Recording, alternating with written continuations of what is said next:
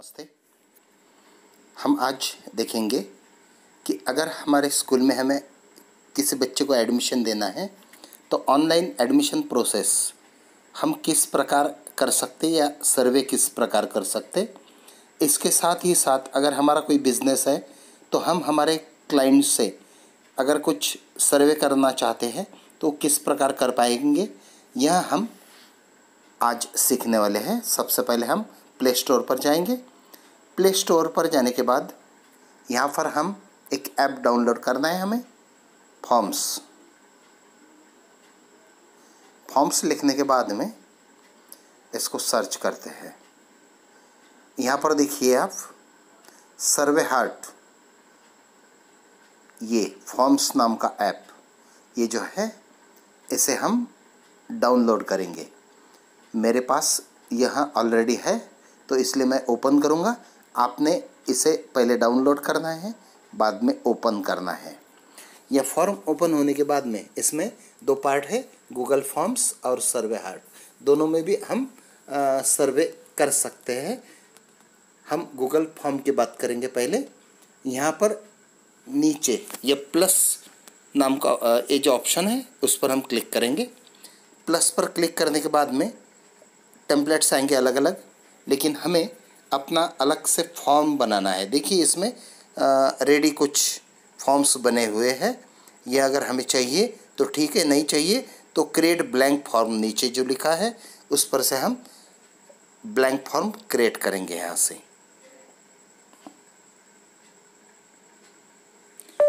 जिला परिषद स्कूल अकोला,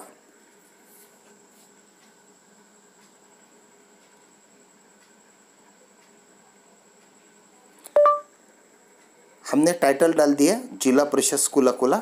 नीचे जो छोटा पार्ट है उसमें डिस्क्रिप्शन लिखना है हमें, तो डिस्क्रिप्शन लिखेंगे। यहाँ सर्वे स्कूल में इयत्ता 1 से 7वीं तक एडमिशन के लिए किया जा रहा है।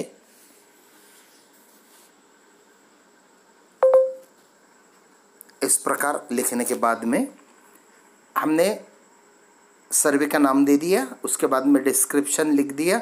लिखने के बाद में प्लस करेंगे, प्लस में शॉर्ट आंसर लेंगे सबसे पहले, और यहाँ पे हमें लिखना है बच्चे का नाम क्या है। आपका पूरा नाम,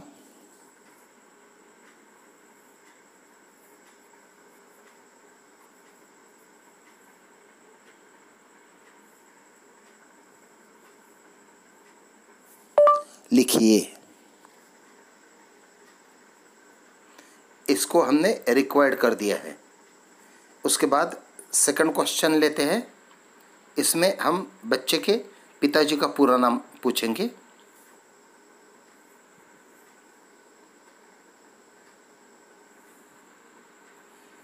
थोड़ा हम करेक्शन कर लेते हैं। विद्यार्थी का,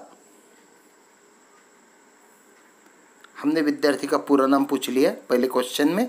सेकंड में विद्यार्थी के पिता का पूरा नाम लिखिए। दूसरे में विद्यार्थी के पिता का नाम लिख लिया। उसके बाद में तीसरा क्वेश्चन हम सिलेक्ट करते हैं, शॉर्ट आंसर फिर से।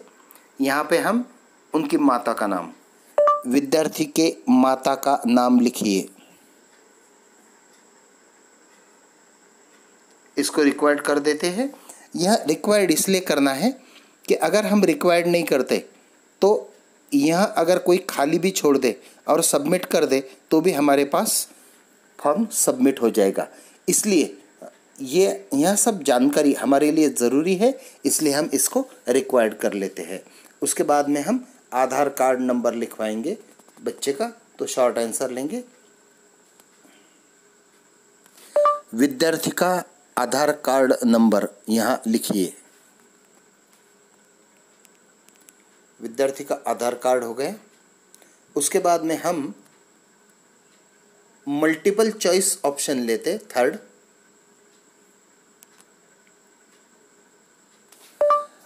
विद्यार्थी कौन सी कक्षा में प्रवेश लेना चाहता है।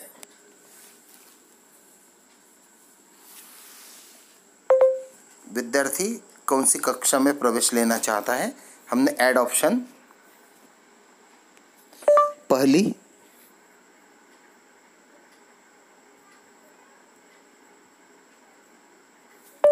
पहली कक्षा, फिर से ऑप्शन लेंगे दूसरी कक्षा, तीसरी कक्षा, चौथी कक्षा, पांचवी कक्षा, छठी कक्षा, सातवीं कक्षा। जो कि हमने पहले बता दिया है कि स्कूल में 7वीं कक्षा है, इसलिए हमने ये ऑप्शन दिए हैं। इस पर जिन्हें यह फॉर्म भरना है उन्होंने जिस कक्षा में एडमिशन लेनी है उसके सामने सिर्फ टिक मार्क करना पड़ता है, इसलिए यह मल्टीपल चॉइस का ऑप्शन दिया गया है। उसके बाद में हम एक ऑप्शन लेंगे जिसमें बच्चा कौन सी स्कूल से आया है, इसलिए शॉर्ट आंसर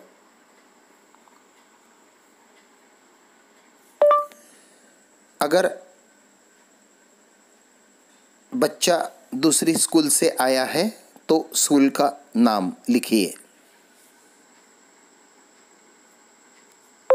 तो यहाँ पर दूसरी जो स्कूल है जहाँ से बच्चा आया है वह स्कूल का नाम हमने लिखने के लिए बोल दिया है। इस प्रकार हमने इस फॉर्म को तैयार किया है। देखिए इसमें विद्यार्थी का नाम आ गया, पिताजी का भी आ गया, माँ का भी नाम आ जाता है। उसके बाद में आधार कार्ड नंबर भी आ गया, कौन सी कक्षा में प्रवेश लेना है इसकी भी जानकारी यहाँ हमने ली है, और कौन सी स्कूल से बच्चा आया है यह भी हमने यहाँ पर ले लिया है। तो कुछ अगर गलती है तो हम उसको क्लियर कर लेते, और जब ये कंप्लीट हो जाए तो हम ऊपर दिया गया जो सबमिट का टैब है उसको दबा देते हैं। उसके बाद में हमें कोई ईमेल एड्रेस तो लेना नहीं है बच्चे का। रिस्पांस 1 से ज़्यादा भी भर सकते हैं पालक, इसलिए लिमिट 1 रिस्पांस नहीं रखेंगे हम। अलो रिस्पोंडेंट टू एडिट करने नहीं देना है, और अलो रिस्पोंडर्स टू व्यू इसलिए नहीं बताना है क्योंकि हमारे पास में कौन से क्लास के या फिर उस क्लास की कितना एडमिशन है उनका व्यू उन्हें पता चल जाता है, इसलिए इस पर हम टिक मार्क नहीं करेंगे और इसे सबमिट कर देते हैं। सबमिट करने के बाद में इसको सबमिट करने के बाद यह प्रक्रिया चल रही है। इसके बाद में एक लिंक बन जाएगी, तो हम इसको क्या करेंगे, कॉपी लिंक, हमने इसको कॉपी कर लिया। अब फॉर्म का व्यू अगर देखना है हमें तो यहाँ से हम फॉर्म का व्यू देख सकते हैं कि फॉर्म बनने के बाद में किस प्रकार दिखेगा। यह इस पर दिख रहा है, इसको एक बार वेरीफाई कर लेते ये सही है कि नहीं है। देखिए यहाँ पर ये ऑप्शन है पहली दूसरी तीसरी के, इस पर टिक मार्क ही करना है इस प्रकार। तो यह सब अगर क्लियर है तो हम इसको ऐसे ही छोड़ देते। छोड़ने के बाद में हम इसको जो कॉपी लिंक किया है हमने व्हाट्सएप पर डालना है, हमें व्हाट्सएप पर डालना है या मेल करना है उस पर हम मेल कर सकते। तो इस प्रकार यह फॉर्म पूरा तैयार हो गया। इसका जो लिंक कॉपी किया है हमने वह कॉपी किया हुआ लिंक हम यहाँ भेज देते हैं। टिक मार्क कर लिया और यहाँ पर ये आ गया। लेकिन अब ऐसा देखने के बाद में पता चलता है कि लिंक काफ़ी बड़ी है, तो हम क्या करेंगे,